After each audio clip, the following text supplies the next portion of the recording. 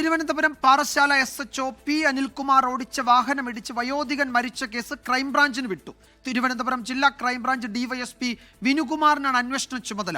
വകുപ്പുതല നടപടികളുമായി ബന്ധപ്പെട്ട തുടരന്വേഷണത്തിന് നർക്കോട്ടിക്സ് സെൽ DYSP പ്രദീപിനെ ചുമതലപ്പെടുത്തി. പ്രതി അനിൽകുമാർ നിലവിൽ ഒളിവിലാണ്.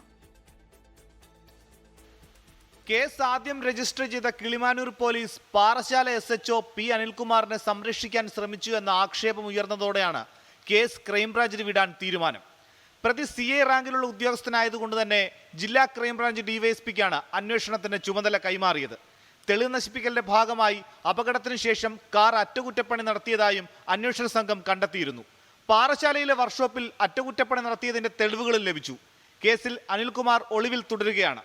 അഭിഭാഷകൻ മുഖേന മുൻകൂർ ജാമ്യത്തിന് ശ്രമിക്കുന്നുവെന്നാണ് വിവരം.